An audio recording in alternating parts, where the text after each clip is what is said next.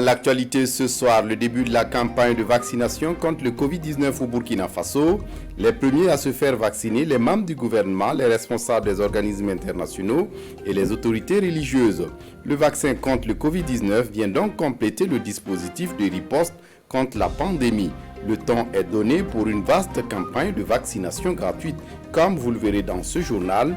Et dans ce journal, l'axe Ouagadougou-Bissau se renforce. Le ministre des Affaires étrangères Alpha Bari est à Bissau depuis hier pour sceller des accords de coopération entre la Guinée-Bissau et le Burkina Faso. Des accords qui permettront aux deux pays de nouer un solide partenariat dans plusieurs domaines et un partage d'expériences et de compétences.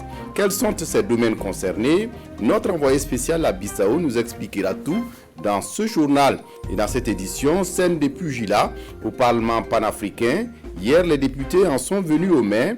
En cause, les députés d'Afrique australe et ceux d'Afrique de l'Ouest et centrale sont en désaccord sur le mode de scrutin. Depuis la création du Parlement en 2004, aucune élection n'a été remportée par l'Afrique australe, d'où l'affront des députés de cette région. Mais très peu d'Africains doutent de l'utilité de ce Parlement. Et ces scènes de bagarres n'aident pas à gagner en crédibilité. Ce sont là les titres du 20h. Bonsoir et ravi de vous retrouver. Mais d'abord, pour commencer, le gouvernement burkinabé décide de l'apurement de la dette des établissements d'enseignement privé au Burkina Faso. Plus de 11 milliards de francs CFA seront mobilisés pour l'apurement de cette dette intérieure liée aux frais de scolarité. C'est une des décisions du Conseil des ministres de ce mercredi 2 juin. Le Conseil des ministres qui a également fait le point de l'achat des vivres pour les cantines scolaires et autorisé l'ouverture de consulats burkinabés à l'étranger. Paul David Bambara, Pascal Canet pour le compte-rendu. Les arriérés de paiement des frais de scolarité des élèves inscrits par l'État dans les établissements d'enseignement privés seront bientôt apurés. C'est l'une des principales décisions de ce Conseil des ministres. Plus de 190 000 élèves sont inscrits chaque année dans ces établissements d'enseignement privés. Le Conseil des ministres a instruit d'apurer la dette vis-à-vis de ces établissements afin de leur permettre de bien fonctionner. Ces arriérés concernent les rentrées ou les années scolaires 2019-2020 et 2020-2021. Ces arriérés donc s'élèvent à 11 757 millions de francs CFA qu'il faille payer à ces établissements. Et à la date donc d'aujourd'hui, donc au jour de ce Conseil des ministres, l'État a mobilisé environ 6 857 millions pour apurer donc ces arriérés. Le Conseil des ministres a naturellement instruit le ministre en charge de l'Éducation et celui en charge des Finances à rechercher donc les ressources pour combler le déficit. Toujours dans le domaine scolaire, le Conseil des ministres a fait le point de l'approvisionnement des écoles en vivres pour la cantine scolaire. Il ressort que 290 communes de Burkina ont pu acheter les vivres pour un montant de 17 132 millions de francs CFA. 46 communes, dont la plupart en zone à fort impact sécuritaire, n'ont pas pu acheter les vivres. La première décision que le ministre de l'Éducation devrait prendre, c'est de faire en sorte que l'expertise des vivres pour l'exercice 2020 soit arrêtée au 2 juin 2021, ce qui permet naturellement la consommation, la mise en consommation des vivres qui sont dans les communes. De faire en sorte aussi que les communes qui n'ont pas assuré les commandes, qui n'ont pas consommé les ressources financières, de faire en sorte que le ministère des Finances puisse donc bénéficier d'un rapatriement des ressources qui n'ont pas été consommées dans le cadre de cette opération d'achat de vivres pour les cantines. Le ministre de la Santé a informé le Conseil des ministres de l'arrivée au Burkina depuis dimanche dernier des premières doses du vaccin contre le Covid-19. 115 200 doses d'AstraZeneca pour protéger les populations vulnérables. Avant de venir d'ailleurs en Conseil des ministres, le ministre de la Santé a lancé officiellement la vaccination au Burkina Faso en recevant lui-même la première dose de vaccin. Déjà, ce que vous devez savoir, c'est que même pour le vaccin AstraZeneca, la vaccination n'est pas obligatoire. Elle est encouragée, elle est recommandée, elle n'est pas obligatoire.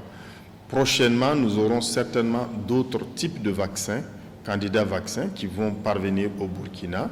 Nous avons eu l'homologation d'un certain nombre de vaccins, notamment le vaccin chinois. Ça a été homologué récemment par l'OMS. Et nos partenaires chinois vont aussi mettre à notre disposition ce type de vaccin. Le Conseil des ministres a par ailleurs autorisé l'ouverture de 3 consulats honoraires, notamment à Jakarta en Indonésie, Turin en Italie et Bissau en Guinée-Bissau. L'actualité à la une ce soir, la vaccination contre le Covid-19 au Burkina Faso qui a débuté ce 2 juin. Le premier à avoir reçu la première dose est le ministre de la Santé, le professeur Charlemagne Ouedraogo, qui rassure quant à la qualité du produit. Le vaccin contre le Covid-19, dira-t-il, vient compléter le dispositif de riposte contre la pandémie. Il invite par ailleurs les populations à se faire vacciner. Vincent Tiendrebego. Les premières doses de vaccin prêtes à être administrées. Le ministre de la Santé est le tout premier à se présenter aux agents de santé. Professeur Charlemagne Ouedraogo reçoit sa dose de vaccin contre le Covid-19. Il est suivi par le maire de Ouagadougou, Arma Bewende, vacciné. La représentante résidente de l'OMS aussi. Et tout cela se passe devant une foule de caméras. Et c'est fait. La vaccination contre le Covid-19 est officiellement lancée au Burkina Faso. Notre pays est un pays de tradition vaccinale. Je voudrais ici et maintenant réaffirmer que ce vaccin ne pose aucun problème. Vous avez tous suivi les réseaux sociaux. Il y a plus de fake news que de vraies informations. Je fais le vaccin pour montrer que mon discours corrobore avec nos gestes. Nos partenaires techniques et financiers qui nous accompagnent ont également fait le vaccin ce matin. Il lance alors un appel au public cible à se faire vacciner sans hésiter. Ça concerne les personnels de santé de certaines organisations internationales ainsi que les candidats au Hajj 2021. Le vaccin ici administré est celui d'AstraZeneca. D'autres types de vaccins arriveront bientôt, selon Charlemagne Ouedraogo. Autre titre de l'actualité ce soir, en séjour à Bissau, le ministre Alpha Bari vient d'être reçu par le président Oumarou Sissoko Embalo. C'était en marge des travaux de la commission mixte de coopération entre le Burkina Faso et la République de Guinée-Bissau, qui se tient d'ailleurs depuis le 31 mai dernier. Le ministre Bari, à sa sortie d'audience, dit être porteur d'un message du président du Faso à son frère et ami, le président Embalo, Dramane Guéné. Palais présidentiel bissau-guinéenne. Mon frère, Excellence, comment tu vas? Oui, ça va bien. Tu vas bien? Oui. Content de te voir à Bissau. Le général Oumarou Sissoko Embalo déroule le tapis rouge à Alpha Bari. Le ministre des Affaires étrangères burkinabé est porteur du message du président du Faso à son homologue guinéen. Ce sont aussi des civilités rendues au président guinéen avant la signature des accords de la première commission mixte de coopération portée sur les fonds baptismaux ici à Bissau. Je suis porteur d'un message de son frère et ami, le président Roch-Marc Christian Kaboré. C'est un message de renforcement des liens d'amitié et de fraternité entre la Guinée-Bissau et le Burkina Faso. Les deux chefs d'État, en septembre dernier, ici même à Bissau, avaient donné des instructions fermes et claires pour que nous puissions mettre en place donc, la commission mixte et avancer vers des accords qui peuvent être fructueux pour notre coopération. Et aujourd'hui, nous avons abouti donc à la commission mixte et avec des accords importants. Le patron de la diplomatie burkinabé et l'ambassadeur du Burkina en Guinée-Bissau avec résidence au Sénégal ont aussi été reçus par le vice-premier ministre guinéen. Et à propos des travaux de la commission mixte, 15 projets d'accord de coopération examinés, 12 signés, un entre la Chambre de commerce qui sera signé entre les deux patrons des institutions Chambre de commerce du Burkina et de Guinée-Bissau, mais aussi deux concernant la défense et la sécurité qui seront examinés davantage avec une signature à la clé. Voici les résultats donc de la première commission mixte de coopération entre le Burkina Faso et la Guinée-Bissau. Des détails avec Dramane Guéné, notre envoyé spécial à Bissau. C'est le couronnement de 2 jours de travaux des experts burkinabés et bissau-guinéens. Alpha Bari et son homologue Suzy Carla Barbosa signent les documents finaux pour redynamiser les relations entre les deux pays. La première commission mixte de coopération a ainsi accouché de 13 accords dans les domaines du commerce, de la culture et des arts, du tourisme, de l'énergie et des mines, du sport, de la politique, de l'éducation. Nous avons conclu jusqu'à 13 accords, 12 accords qui ont été signés et un 13e accord qui va être signé par les responsables des chambres de commerce. Et il y a encore d'autres accords qui sont presque finalisés mais qui vont être finalisés totalement et signés plus tard. Et c'est important d'avoir un cadre juridique parce que toutes les relations de coopération doivent avoir ce cadre juridique, comme il vient expliqué, pour avoir légalement les conditions de travaux. Dans les différents domaines que nous avons signés, c'est tout prévu, des conditions juridiques pour qu'on puisse anticiper nos relations de coopération. On espère que depuis aujourd'hui, dans les différents domaines qu'on a signés, des mines, tourisme, la pêche, les finances, tout ça, ça va nous permettre de travailler beaucoup plus en bénéfice de nos deux pays. Sur le plan diplomatique, pas de temps à perdre. Le Burkina vient de nommer son premier consul honoraire en Guinée-Bissau en la personne de Maïmouna Boro. À compter d'aujourd'hui, nous avons, du côté du Burkina Faso, nous avons un consul honoraire qui a été nommé aujourd'hui même en Conseil des ministres au Burkina Faso, un consul honoraire du Burkina Faso près de la Guinée-Bissau. Dans les domaines de la défense et de la sécurité, les projets d'accord seront davantage examinés pour être signés plus tard. Les lignes doivent alors bouger considérablement entre le Burkina et la Guinée-Bissau d'ici à 2023, date de la deuxième commission mixte de coopération qui se tiendra à Ouagadougou. Coopération toujours, la sécurité au centre de la discussion entre autorités de la région du centre-est au Burkina Faso et les autorités de la région des Savanes au Togo. La pandémie du Covid-19 s'invite également au débat et le souhait des deux parties, c'est l'ouverture prochaine des frontières. Tanga Robert Kafando. Les autorités régionales du centre-est au Burkina Faso et des Savanes au Togo échangent ici à Tinkodougou sur la coopération transfrontalière. Initié depuis 2009, ce cadre a pour but de privilégier la concertation en vue de faire face aux défis communs des deux régions. Comme nos deux chefs d'État le font, à travers les concertations pour régler en tout cas les défis communs qui se présentent à eux. Donc à notre niveau également, nous organisons des rencontres périodiques.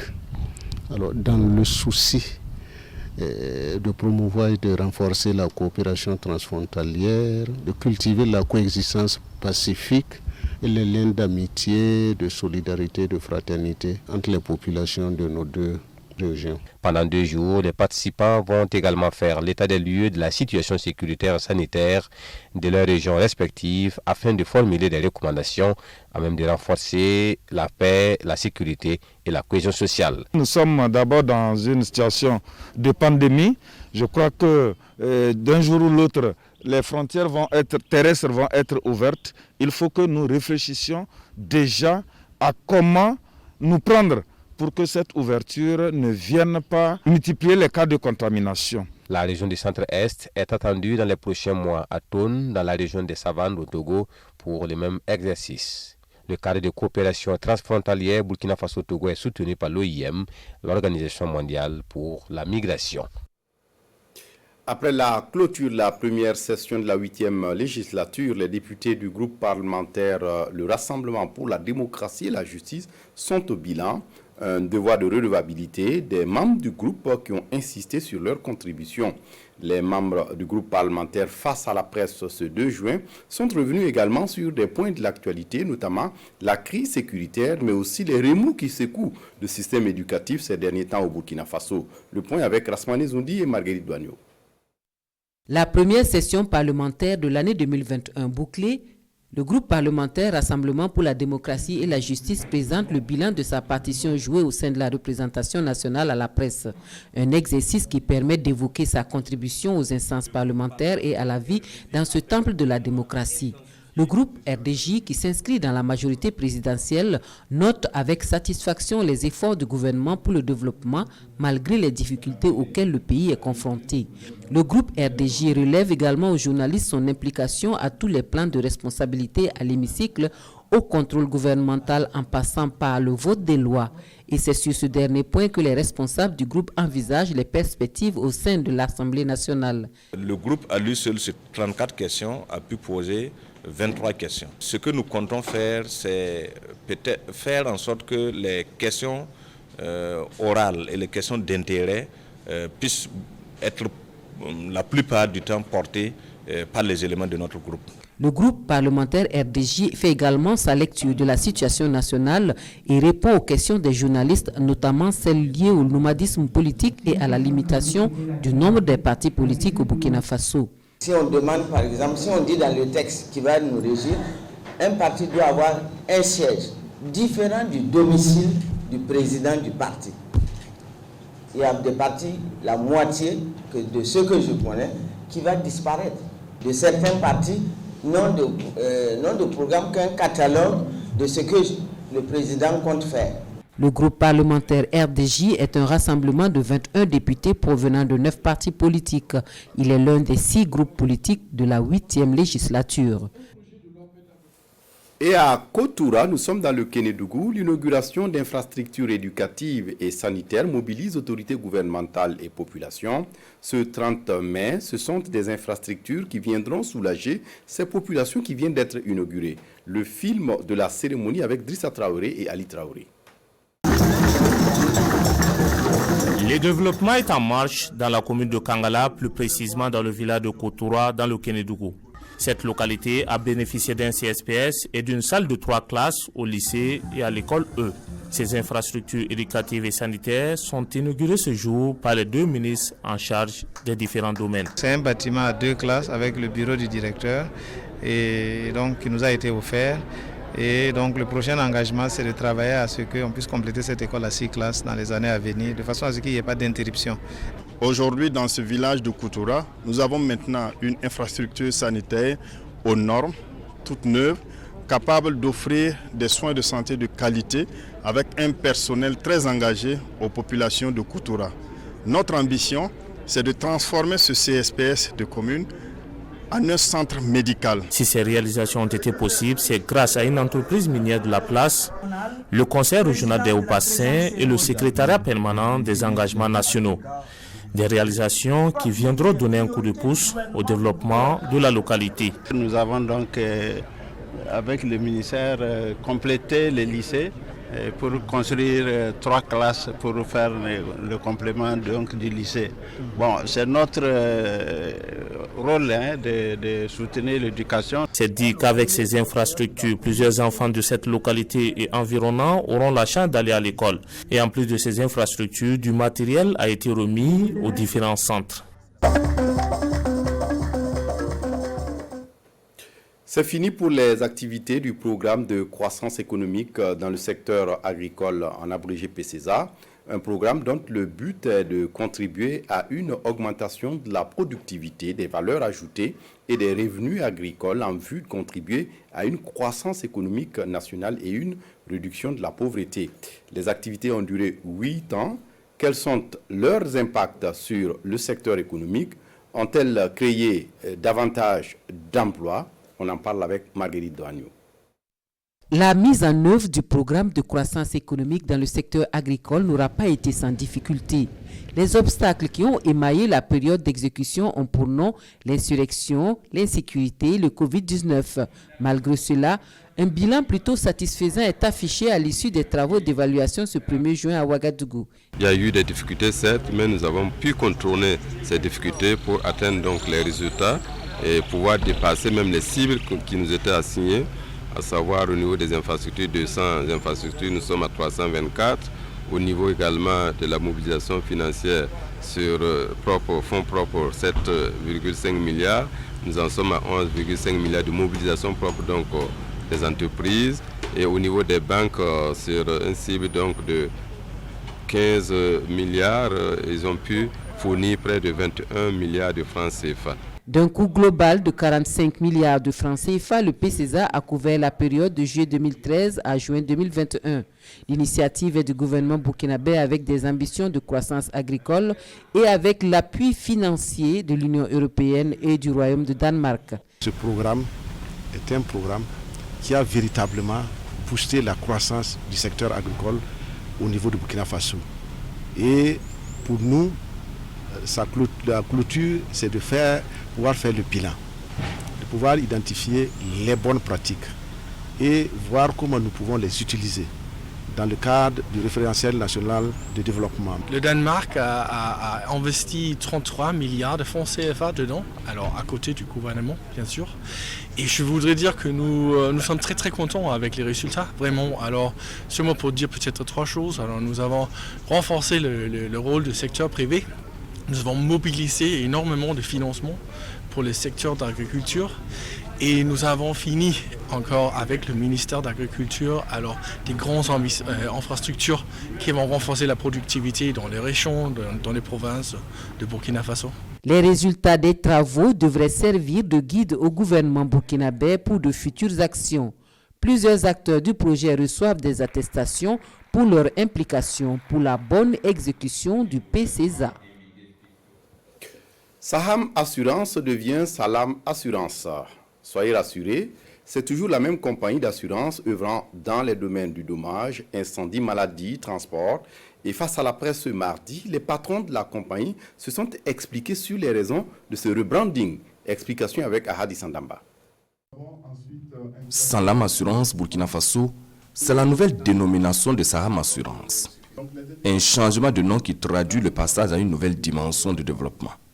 Plus qu'un changement de marque, c'est aussi un nouveau départ pour la compagnie avec une nouvelle identité visuelle et une culture d'entreprise.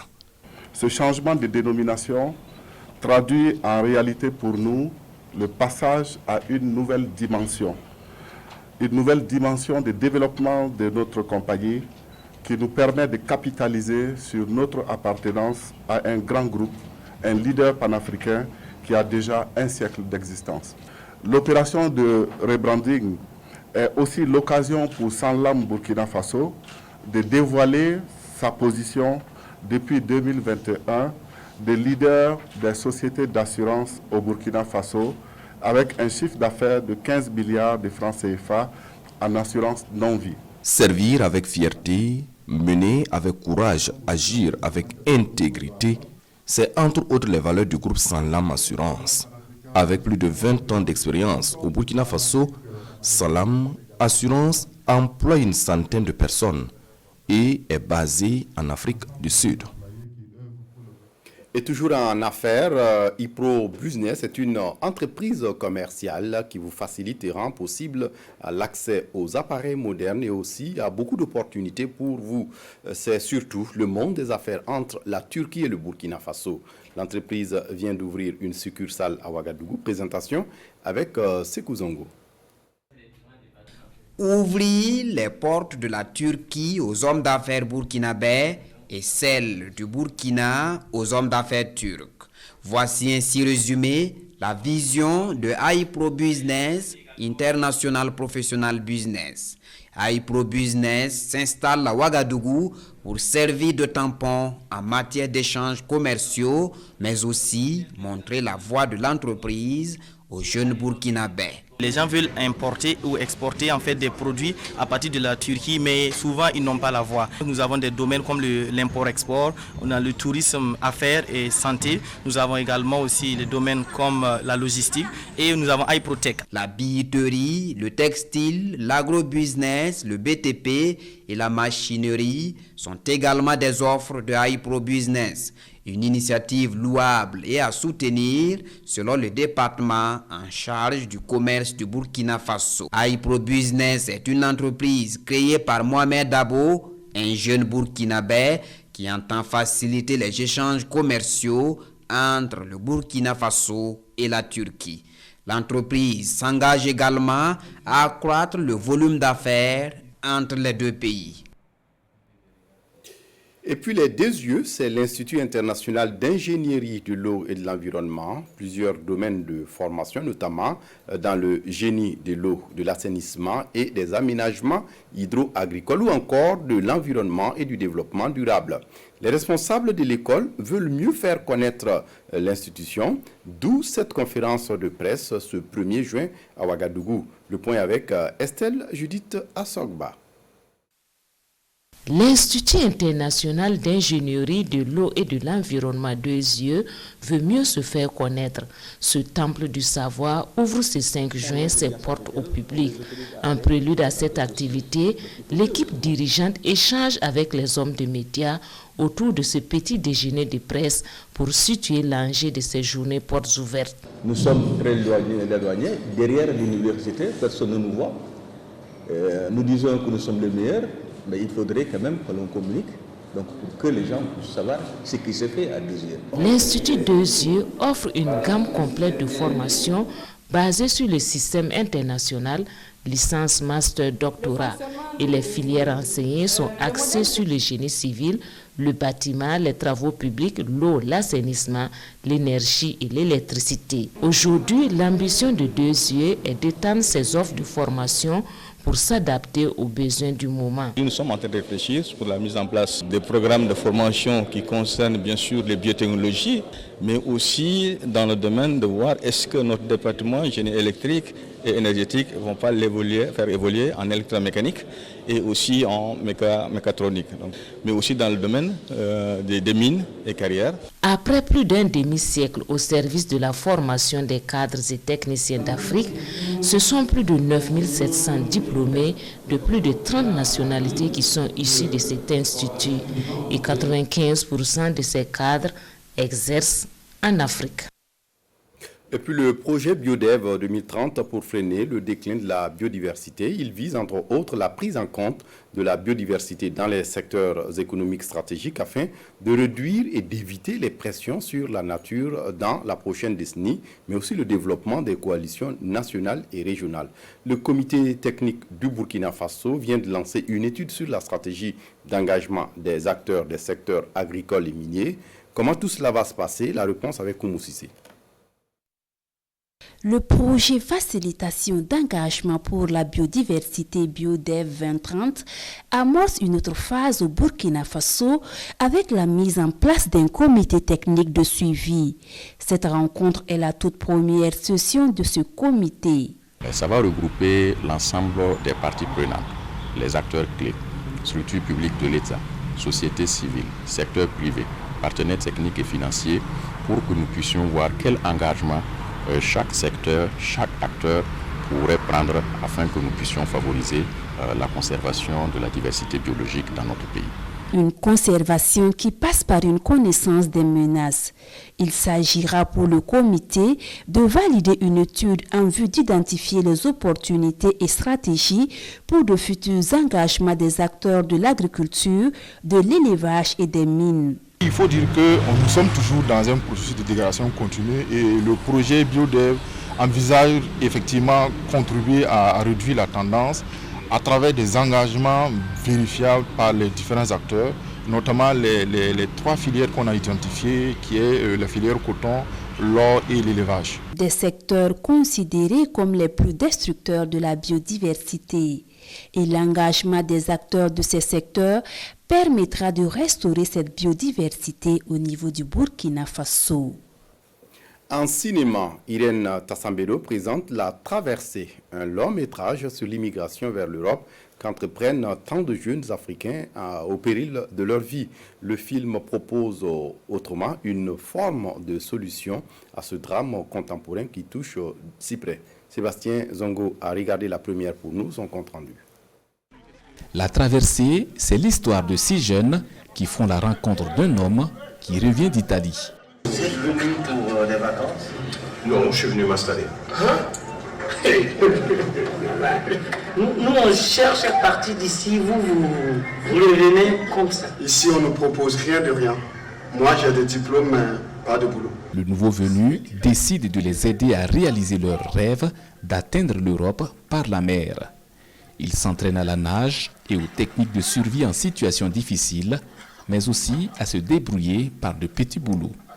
Mais après 1 an de préparation, le groupe change d'avis car réussir sa vie sur place est possible. La traversée est aussi marquée par le petit de 12 ans, Hakim, mort par noyade en voulant réaliser le même rêve qui le nourrissait secrètement. J'espère qu'il aura une belle carrière parce qu'il faudrait le projeter un peu partout, notamment en Afrique, là où malheureusement nous viennent beaucoup de jeunes qui cherchent à partir à tout prix et qui meurent quelquefois et qui se retrouvent dans des difficultés terribles. La traversée dure 2h16. Ce deuxième long métrage de Irène Tassambido a été tourné en 7 semaines à Ouagadougou et ses environs, mais aussi à Sabou et à Sendou. Le message que je veux faire passer, c'est de dire aux jeunes qu'il faut travailler. Il ne faut pas qu'on attende toujours de l'autre, parce que l'autre n'est peut-être jamais au bon rendez-vous. L'autre n'est jamais là quand il faut. Avec La Traversée, la chorégraphe Irène Tassambido continue de faire ses armes en cinéma. Ce film vient s'ajouter à 3 autres œuvres, cococoaffairage.com, Ça tourne à Ouaga et Un jeudi au quartier. Dans l'actualité ce soir, scène de chaos entre députés au Parlement panafricain. Des députés africains en sont venus aux mains, se disputant l'urne de l'élection des instances dirigeantes. Et ces scènes de bagarre n'aident pas à gagner en crédibilité, surtout que peu d'Africains connaissent ce Parlement. Scène à nouveau surréaliste à Midrand en Afrique du Sud où l'élection des dirigeants du Parlement panafricain a tourné au chaos ce mardi. Pour le deuxième jour d'affilée, les parlementaires se sont opposés violemment sur la question de la rotation de la présidence par région. Le ton est monté, les insultes ont fusé, même des coups de pied ont été donnés, forçant le greffier Vipia Arawa à sonner la fin de la récréation.